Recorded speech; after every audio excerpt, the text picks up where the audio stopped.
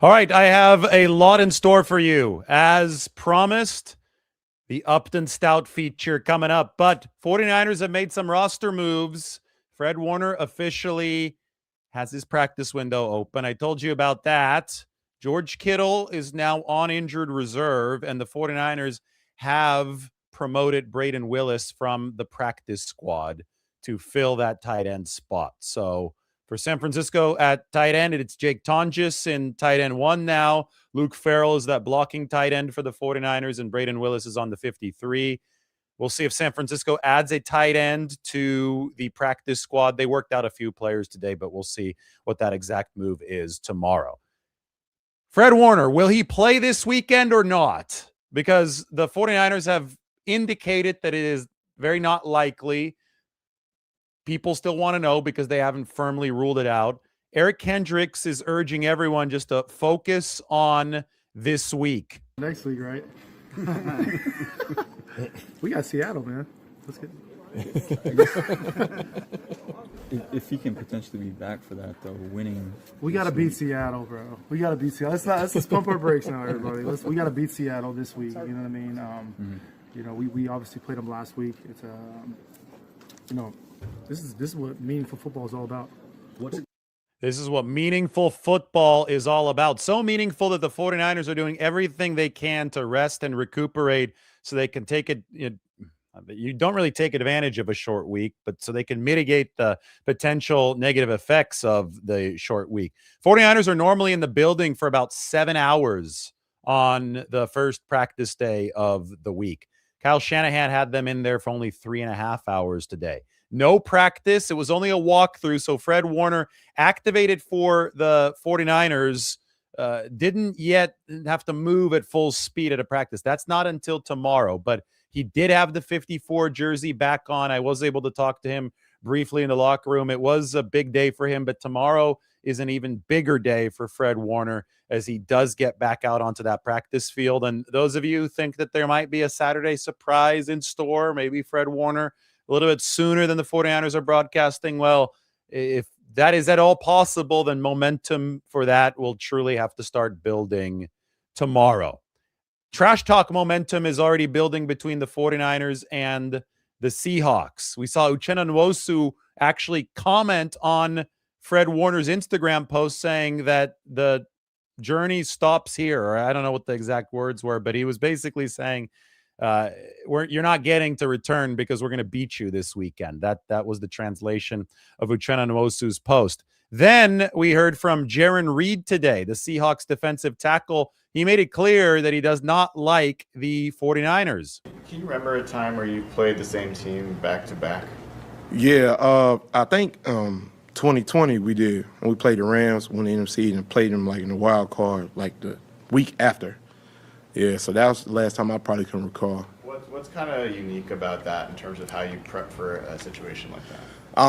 For one, we get a team that we don't like. Me personally, don't like nothing about them. But, you know, just get a chance to, you know, go at them again. We don't do too much talking. You know, we let our past talk, but we know what's at stake. They know what's at stake. You know, it's about getting out there between them lines and, you know, hitting the head on. Man on man, mano a mano. Jarran Reed makes it very clear that he does not like the 49ers. The longtime Seahawk, by the way, the Uchenna Nwosu Instagram comment was, "The road ends here, brother." So Fred Warner, very excited about potentially returning, and he's talking about it on his Instagram page. And then Uchenna Nwosu, Seahawks pass rusher, chimes in and tells Fred Warner that the road ends here. The back and forth is picking up, and I'm sure that the fan bases are excited as well. You know, speaking about excitement, speaking about energy, I talked so much this morning during our show from SFO, San Francisco International Airport, about the youth infusion that the 49ers have gotten. And this is a huge theme, not just of the week, but of the past few weeks. Upton Stout has been really, really good for the 49ers, to the point where you can make an argument that he might be the best available 49ers defender right now. That's how well he's playing. He knocked the pass away from Devontae Smith. This game today, or this game on Saturday, is going to feature the only two 2025 draftees who put up a certain amount of 225 bench press reps, while at least 225-pound bench press reps at the combine, while also running a sub-5 40-yard dash. It's Upton Stout of the 49ers, and it's Nick Emanwuri of the Seattle Seahawks. Both of these guys are absolute studs. Both of these guys are new age, adaptable defense players. As these Shanahan offenses have taken over the NFL, you've got guys like George Kittle. You've got guys like Christian McCaffrey who are able to play a bunch of different positions. As this has proliferated offensively, defenses have had to find players who can combat that. And Nick Emanwuri, who's this jack of all trades for the Seahawks defensive backfield, and Upton Stout, who is a nickel back for the 49ers, who's only 5'8", but put up 20-plus bench press reps. They are unique players who have anchored both of these defenses, both emerging right now into stardom as rookies, and it's going to be a lot of fun to watch both of these guys perform in the playoffs in this divisional rivalry. Anyway, by popular demand, a lot of you asked for this because this got buried in the Brock Purdy contract news over the course of this offseason. I went out to Western Kentucky this offseason after the 49ers drafted Upton Stout, and I sat down with the head coach of Western Kentucky. That's Tyson Helton. They're coming off a good season now. This happened before the season, but we sat down and we talked about Upton Stout. So it's time to put this back into the spotlight. Our interview about Upton Stout from Western Kentucky to help get you ready for 49ers Seahawks. Enjoy. Upton Stout went to college here at Western Kentucky. I'm on location where I got a chance to talk to the Hilltoppers head coach, Tyson Helton, about Upton Stout's 3-year college career. I put on the tape of Upton, and first 2 plays are him just barreling into the backfield. I know he's a great cover guy. I think his first game here at Western Kentucky there was a pick 6. Yeah. And obviously the 49ers like that, but at 5'8", 180, he highlights his physicality on his tape. And it's almost like he's playing as a glorified linebacker, and I mean that as a compliment. Yeah. Is that what he's about, that physical play? Yeah, I mean, that's probably his best skill trait is his physicality. You know, I think he plays with a chip on his shoulder. He shows up to the park mad, which is good, you know, because we're in a confrontational sport. And, you know, he has a pro mentality about him. You know, his work ethic, his day-to-day routine, you know, and I think he gets the fact when I say chip on the shoulder, hey, I'm 5'8", 180, but I'm going to show the world that I can ball out. And so, you know, you see that in his play every single down, basically. But probably his best skill trait is you know, his aggressiveness and being able to blitz him. And there's a skill to that, too. There's a talent to that piece. His timing is really good. You know, we do a really good job here offensively of trying to train our quarterbacks and making the defense use their indicators, make them show, you know. And so we're gonna try to get that quarterback to make the coverage show what they're gonna do or what's the pressure gonna be. On the flip side of that, Upton, you know, he spends a lot of time on his craft playing that game and trying not to give those keys away. Mm-hmm. And so there is a talent in that with his blitz ability.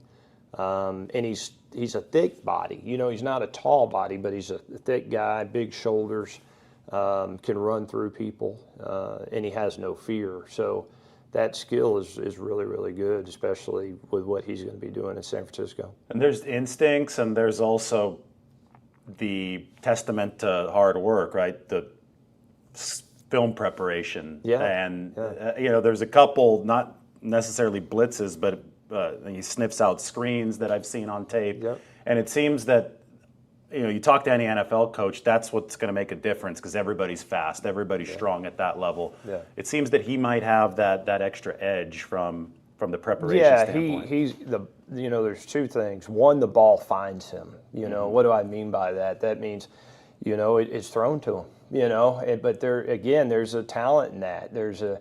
He drops into areas and has a knack for where that ball might be headed. He can judge it like a receiver, and he has great ball skills, so then he can go do something with it when he intercepts it. But you're talking about a guy that spends a tremendous amount of time honing his craft. I mean, the guy sits on the front row every meeting that I ever had here. He has missile lock on you at all times. His eyes never leave you. You can tell the man is a sponge. He is trying to absorb and gain knowledge every time he's sitting in any meeting. I see the guy constantly in the world of technology. Everybody can say, yeah, I sat at my house and I watched game film and all that. He's kind of an old school guy. He wants to be up here like the coaches and be in this arena constantly and be in the film room watching film and being able to walk down the hall and share ideas with coaches. And he just treats it like a pro, and he's a guy that he's going to come in and he's going to put in a full day's work. And, I think he understands he has to do that. He takes tremendous pride in the fact that, yeah, I have a lot of talent. Yes, I am a good player, but I'm constantly trying to show the world that I'm trying to be the best in the business too. So excited for him to see where that goes with San Francisco. Did you see the video of the call that he got from the 49ers? I did. Yeah. I did, yeah. That's typical. That's Upton to a T. That was the best one that I had ever heard. I talked to John Lynch. It was the best one he said he had ever done. Yeah. The energy, I think, let's do it. I mean, he was just going wild on the call. And then he just talks a million miles a minute. And one of the reporters joked, do you play as fast as you talk? And he just started laughing, and he's like, yeah, I was just really excited. But my question was going to be, and you partly answered it here, is that the Upton that you saw personality-wise? Yeah, Upton is, he is a guy that is always going to express how he feels.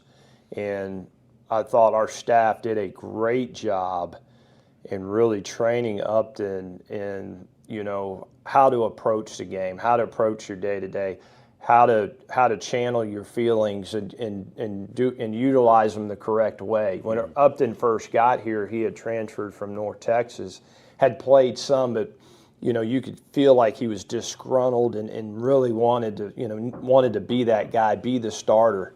And there was some trust factors early on. He didn't trust people, and it was a scenario where you had to earn his trust.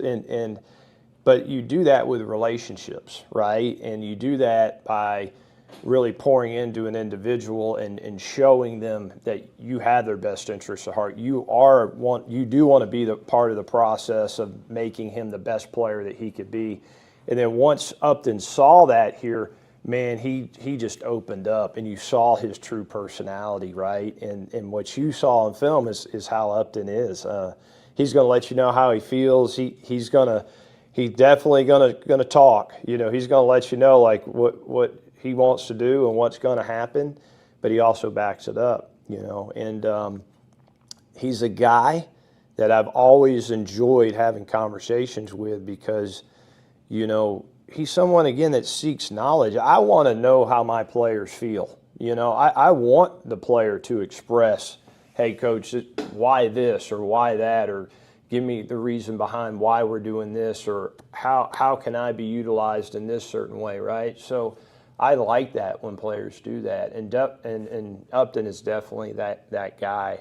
I think the coaching staff there will have a guy that they can have good, positive back and forth conversations with. Upton will have to earn their trust, right? Mm-hmm. You're a rookie. You're just trying to survive. You're trying to make it 24 more hours every single day, right? So, but I think he'll gain that trust, and then once that happens, he'll be a guy that constantly they can have some back and forth with, and that's what you want out of really good players. That's what you want out of your best players. Yeah, at the pro level especially. Yeah. That would really hone in on some nuanced advantages there. You talked about the trust that he developed with the staff and with the program here. Obviously, that was developed, I think, to a great extent based on the fact that everybody seems to want to transfer these days because it's just the way that college football works. seemed that he had a very good opportunity to transfer to Michigan, but he decided to stay. Yeah. And I don't know what exactly went behind that decision, but obviously there was a lot of loyalty to what was built here. And I'm sure from the staff and from the program standpoint that was a really commendable decision on his part. Yeah, I think, Upton is a real guy. He's a very smart person. And some of your best, let's just say some of your best business people, they can almost tell the future. They have a vision for what they're trying to accomplish, and they know how to accomplish it.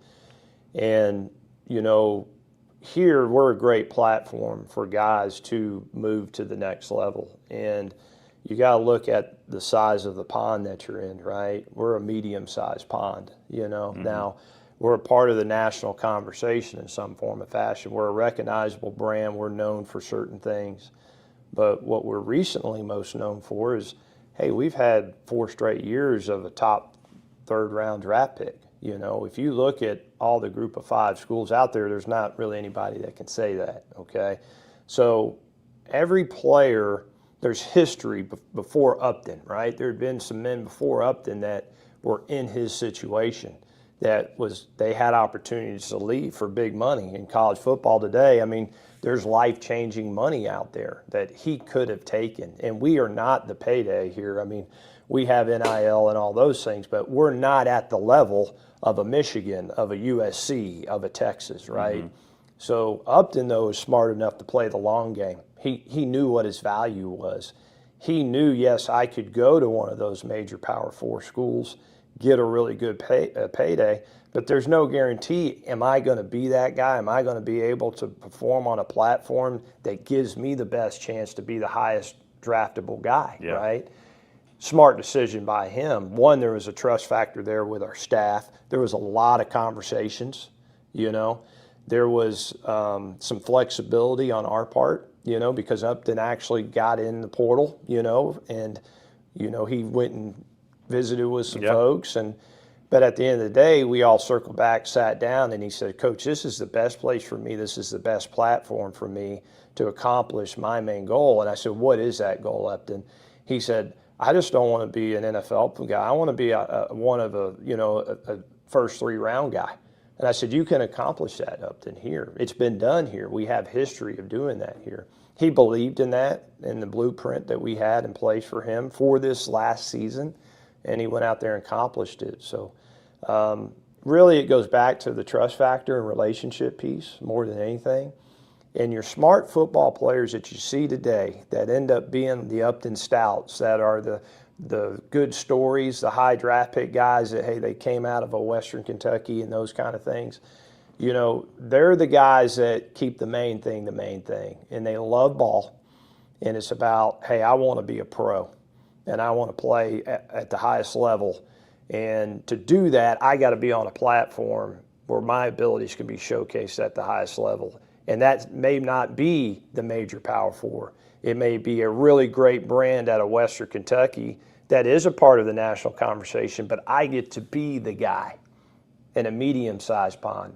Or at a major Power 4, I'm a guy, I'm a good player, people know my name, but my reps probably are cut in half. I'm a rotational player. I'm a 3rd down nickel. I'm a corner in a dime personnel. Here at Western Kentucky, you are the guy, and you're being utilized in those ways. So that was smart by Upton. And it's not like he didn't have a chance to put on tape at the highest of levels. That the Alabama tape is impressive from him. How important is that, do you think, from a professional evaluation standpoint? He's going to get these games at Western Kentucky against the top of the top. Yeah. How important was it for him to show out in those games in particular? It's critical. We all, when you're going to make a significant investment in anything, you need some evidence there, some historical data that shows you, hey, this person is going to be able to provide for us what we're trying to get out of them, right? Mm-hmm. So anytime you play in Alabama and you play as well as he did, there is your video evidence, right? So And don't think we didn't have those conversations and how important it was that Upton, hey, you need to perform in the big games. And every game's important, but, you know, there's always going to be that film that somebody's going to pull back on, right? And they're going to say, hey, pull up the Alabama game for me. And you're going to get about 10 snaps of an evaluation. Now, people, you know, the staff will watch the whole game and all that, but decision makers will have knowledge, and people will be talking to them, and then they'll go, hey, I want to see these 10 snaps in the game, right? You better be performing, and you better be performing at a high level, and he did, and so that really helped his cause for sure. So when you look at the measurables, the one thing that really stands out are the 21 bench reps. Most of any DB at the combine. So it's one of the first things that we asked him about in Santa Clara last week, and he mentioned that he did some lifting with the linemen here. I know you might not be in the weight room as much as some of the strength coaches, but I'm sure that word gets around. What was his workout routine like? You know, just as far as reputation, because if the guy is putting up 21 reps at 180, that's obviously something you pay attention to. Yeah, well, it goes back to work ethic first and foremost, but we do have an exceptional training staff. We do have guys that have, you know, trained at a high level, you know, and again, part of the reason why Upton stayed was the investment with the strength coach, Coach Jason Belkamp, who I feel played as just as strong a role as anybody in Upton's success. One, they had a good relationship. Two, Upton trusted that he was going to be able to train him to get, you know, to peak performance. But Upton has a tremendous work ethic, and he loves more than anything to like you said, hey, you know, I'm going to go do what the linemen can do at times. Not all linemen, but some linemen. But his work ethic more than anything, and the fact that he trusts our staff really helped in that cause. First game, pick 6. So that was right after he had transferred from North Texas. If I remember correctly from watching on tape, it was the shotgun snap, throw out to the far side, and it looked like he had been part of the system for a while. It looked like he knew exactly what was coming. It was a testament to film study. Can you take me back to that moment? And I'm sure you already knew that you had a talented player, but when a guy shows up and delivers like that in his very first game as a coach, is that a sign that you might have somebody special? Not only that, I said, hey, we may need to put this guy on offense a little bit. He's a pretty good ball guy. But again, he has a knack for you know, the ball finds him, number one. Number two, he has a knack for understanding what his role is in the defense and what's going to happen. He understands situational football.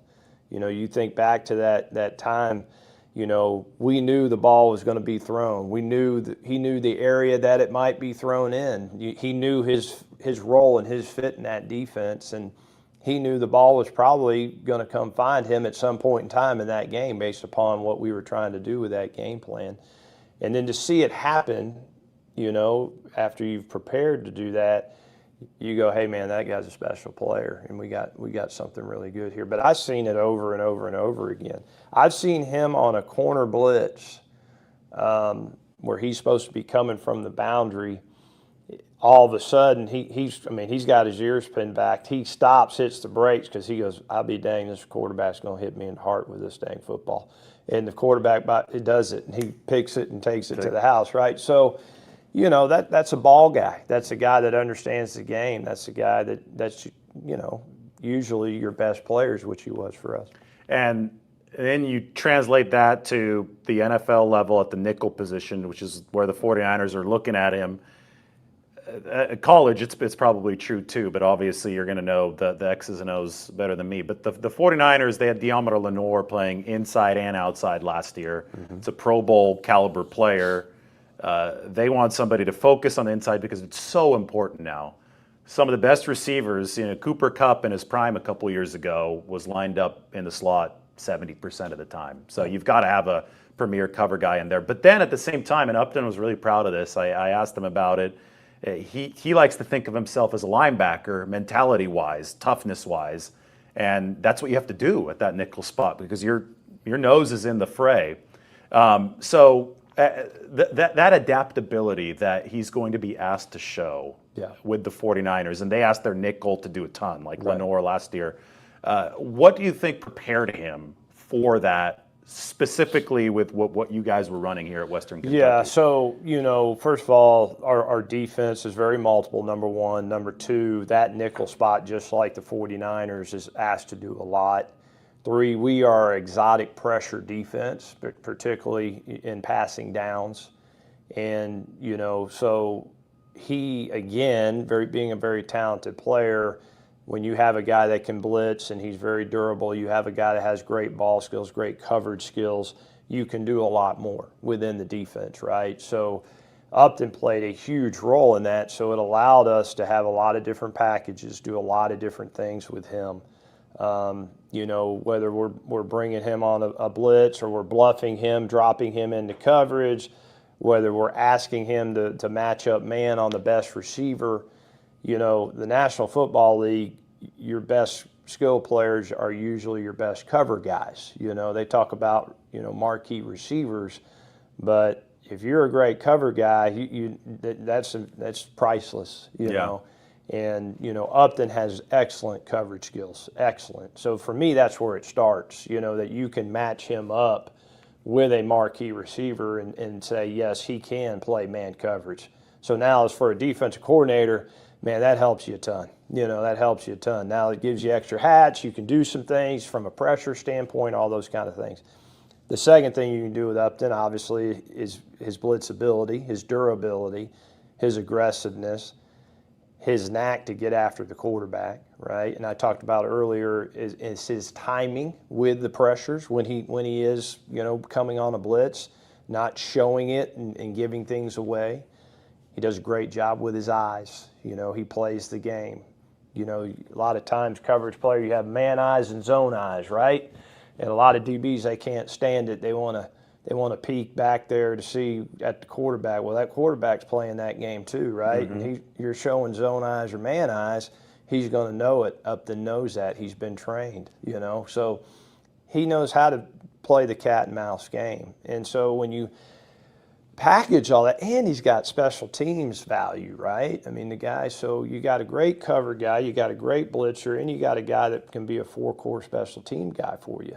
Well, that's invaluable in that league, right? So they can do a lot of things with Upton for sure. And I've theorized too, the knock on him is obviously the size, 5'8", 180. Everybody talks about that. But in a way, I see it as a potential advantage on the inside, especially since he could play as strong as he does because the agility is there. A 6'1", 6'2" corner is not going to be able to play on the inside in the NFL, especially with how adaptable these offenses are. You almost have to fit through smaller windows. And I feel, just watching him, he's been able to leverage the potential strengths of what outsiders might call a weakness in a way. Does that make sense? Yeah, no, it does. I think, if you got a guy, sometimes the smaller or shorter guys are harder to see, number one, especially when you're blitzing them, just they get lost in the traffic.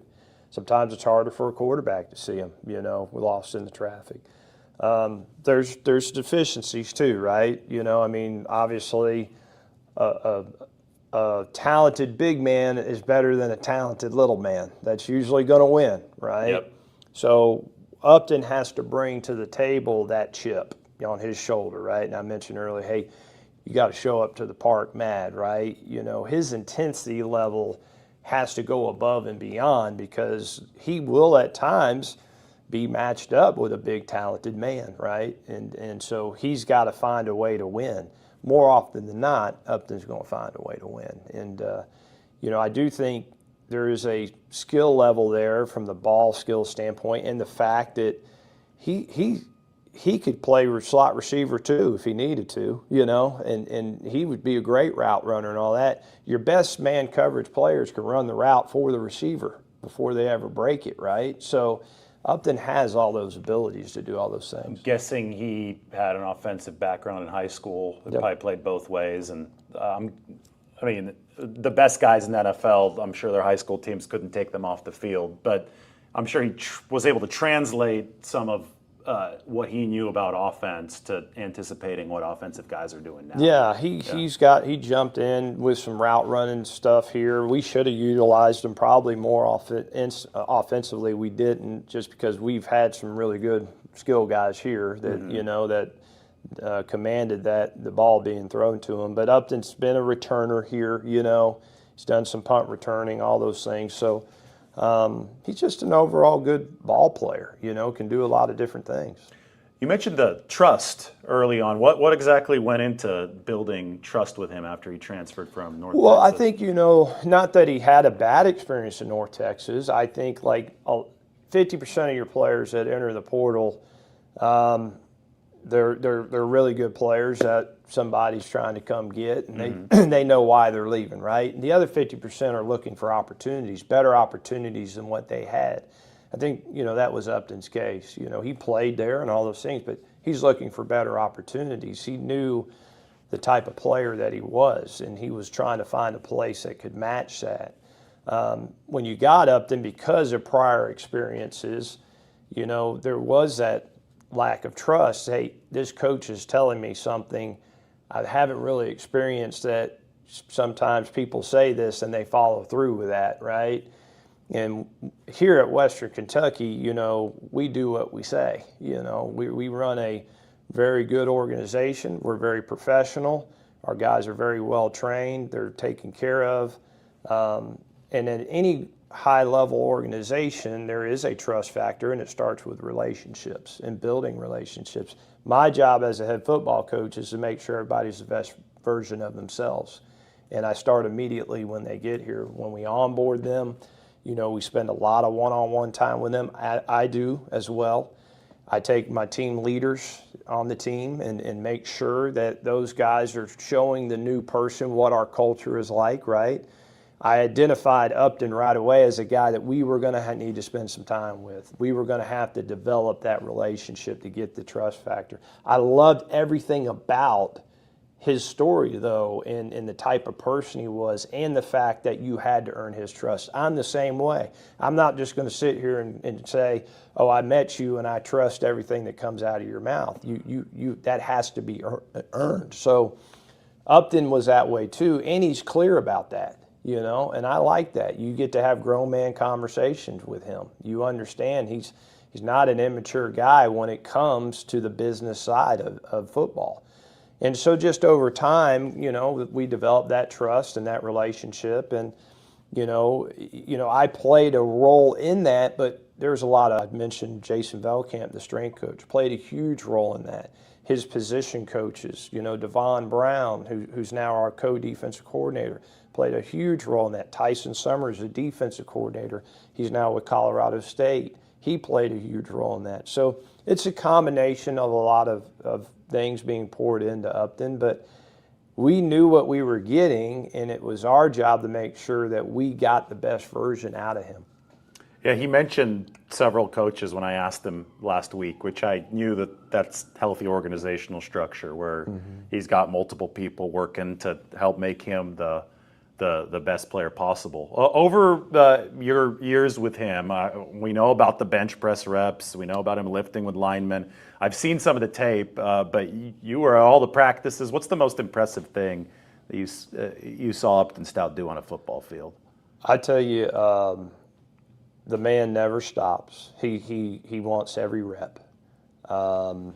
He is a coach on the field. Now, he's in a little different role now. He's the rookie there. He's trying to earn his way. But Upton is a guy that if he's not taking a rep, he is watching every snap, and he's having conversations with the men that took those reps.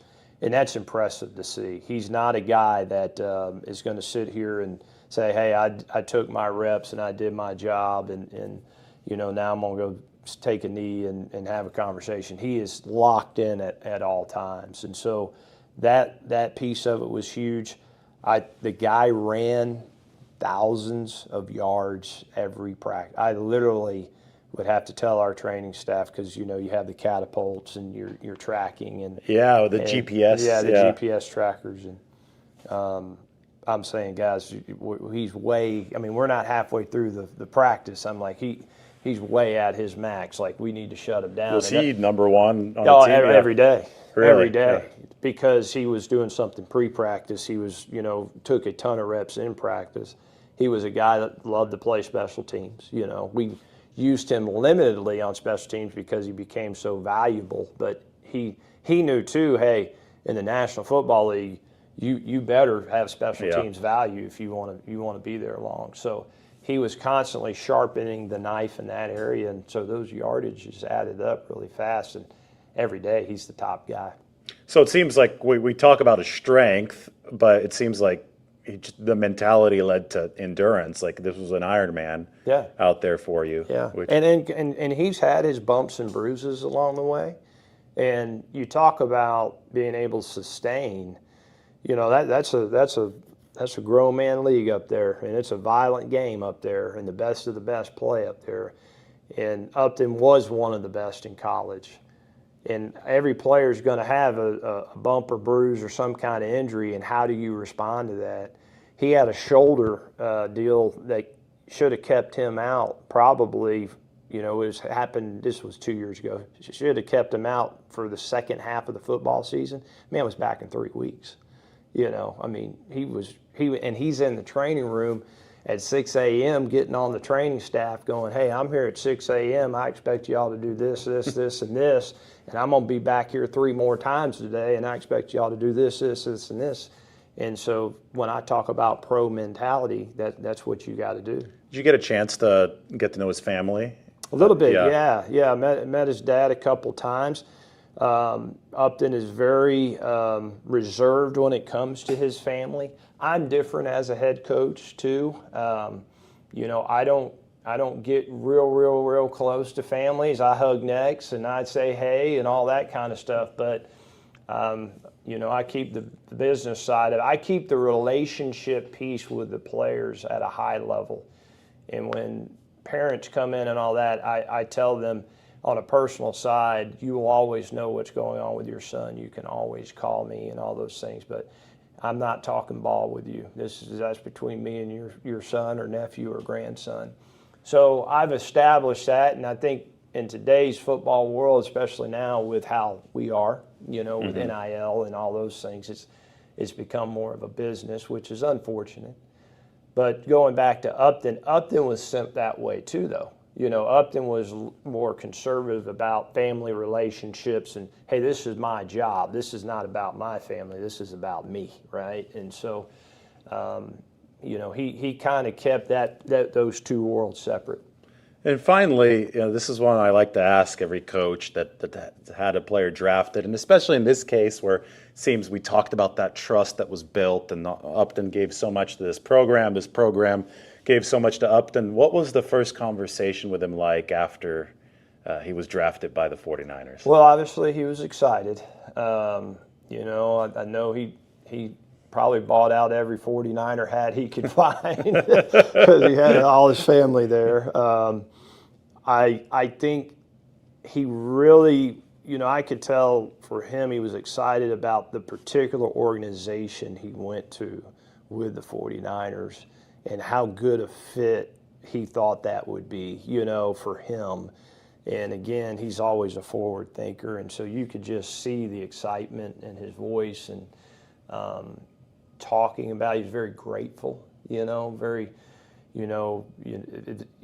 even before he was drafted. I mean, he would constantly say, "Coach, best decision I ever made. Best decision I ever made to be a Hilltopper." So. He's just a guy that's appreciative. He values what he has. He values people. So we're excited for his future there. So as you can tell, Upton Stout was a big part of the Western Kentucky program over the past 3 years. Did a lot of good stuff on the field right behind me, Houchin Smith Stadium. And really neat history here at Western Kentucky. They have seen quite a bit of success under Tyson Helton over the past few years. He was hired in 2021. But if you go back a couple decades, the coach of Western Kentucky was actually Jim Harbaugh's dad. Jack Harbaugh won a Division I AA national championship with Western Kentucky back in 2002. And as you'd expect from a Harbaugh, he operated a very, very powerful run game. Throughout the entire 1990s, Western Kentucky was a top 10 running team in the country. And obviously we've seen Jim Harbaugh do the same at San Diego, at Stanford, with the 49ers, at Michigan, and now he's establishing a strong run game in LA with the Chargers. Now Western Kentucky is in its modern era, and it happens to be a place that develops quite a bit of NFL talent. One of those players is Upton Stout, new 49ers DB, energetic 49ers DB, who of course had one of the best, if not the best, reactions to being drafted on the call with Kyle Shanahan, John Lynch, and 49ers owner Jed York. Upton, it's John Lynch from the Niners, man. How you doing? Man, let's do it, Let's Coach. do it. I didn't even have to ask you. I tell you. Let's do it, Coach. We're ready to do it, man. Let's do it, Coach. Come on, Coach. I love it. Let's do it. I love it. I'm going to put you on with Coach. Here's Come Coach on, Shanahan, Coach. man. Let's do it. Let's go. Let's do it, Coach. I'm telling you, Upton, let's what's do up, it, man? Coach. You You don't ready? know what you just got, Coach. You just got a dog. Oh, we know that, man. All we got to do is see this tape. We know we got a dog, You just man. got a dog, Coach. I promise you just got a dog, Coach. Dude, that fires me up, man. We've been waiting all Man, day. let's We do feel it, Coach. fortunate to That's get you, what I wanna man. be, Coach. Come on. Dude, that's what I'm talking about, man. Congratulations. Enjoy this night, man. We Thank you, can't wait to Coach. get you out here, Yes, dude. sir. You just fired me up even more, man. Come on, Coach. All Let's right, do it. man. Here's our owner, Jed Come York, on. dude. Congrats, man. Yes, sir. Upton, congratulations, man. Man, appreciate it, Coach. Thank God. Appreciate you, Coach. We know we got a dog. We're ready to Come see on, you, now. man. You know it, Coach. You know you got a dog. You got the best DBs. I know. We got it, man. We're fired up. Everybody in here's fired up. Can't wait to get you out here soon, man. Let's do it on three. Do it, 1, 2, Coach. 3. Let's do it. All right. We'll have the coaches call you later on, Upton. You have fun tonight with your family.